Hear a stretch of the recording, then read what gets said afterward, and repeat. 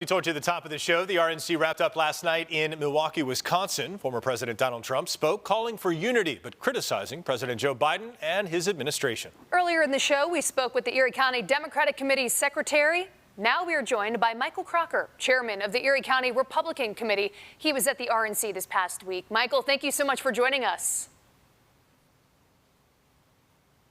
Hey, it's good to be with you guys. I'm on the road home from Milwaukee with some friends driving. After an unbelievable night, a great speech from President Trump. The party was energized. The party was united. Couldn't be more excited about our prospects heading into November. Michael, good to have you here again. Safe travels on your way back from Milwaukee. I am curious. A lot of people were saying that this was Donald Trump's moment to lose, that really the past 4 days were flawless. They did incredible jobs to drive the energy of a party that is already well driven going into this convention. But then a lot of people said, including Republicans, Michael, that they felt Donald Trump's words fell a bit flat, that they're used to his bombastic nature and that it goes with Kid Rock and Hulk Hogan, but that his fell off. The energy fell off in the room. Did you notice that last night? Because we were certainly watching. Well, I think some of it was Donald Trump was really opening up to the American people after a near-death experience when he was in Pennsylvania. Certainly, I think, spoke to the family of Corey Compatore, who lost his life participating in our democratic process. I think that no doubt is going to have an effect on his tone. But I can tell you we were on our feet throughout his speech. He energized us, he excited us, and he unified us. And we're all behind him compared to the chaos you're seeing in the Democratic Party today. Michael, when it comes to more of the policy side of things, what were some of your biggest takeaways from his speech? That he's going to talk about the issues that the American people are concerned about. He's got a plan to bring down inflation. He's proven he can secure our border. He knows how to lead on a national stage. In the past few years, our country has been made more expensive, less safe, and our world is less secure. Donald Trump knows how to fix those issues, and he's made a commitment to the American people to get the job done.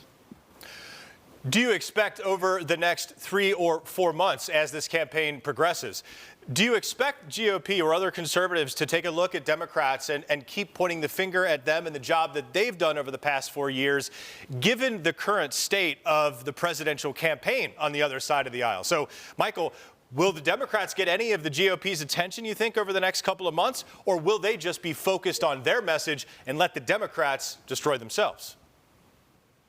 Well, my counterpart, Chairman Zellner, has referred to the situation of the Democratic Party as a circular firing squad. And it's really unbelievable to watch this playing out. You know, the Democrats repeatedly want to tell us that the Republican Party, doesn't support democracy. And here they are attempting to undo the will of the voters in their own Democratic primary.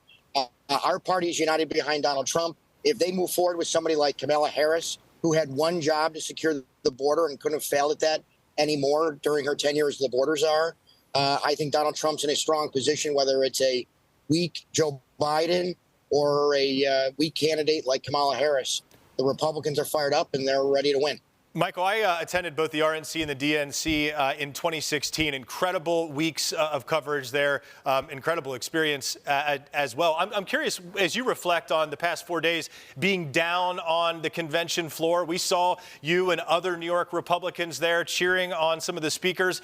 What was that like for you? What was that like for members of the committee as well here in Erie County? It is an important networking time to really get messages, receive messages, and get your message out there.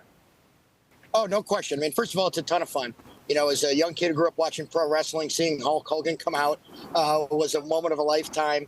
But we had some great friends from Western New York, our Congressman Nick Langworthy, some of our statewide leaders like Lee Zeldin and Lee Stefanik. We were able to mingle together and not only take part in the important business of the convention, have some fun, but also bring that energy back.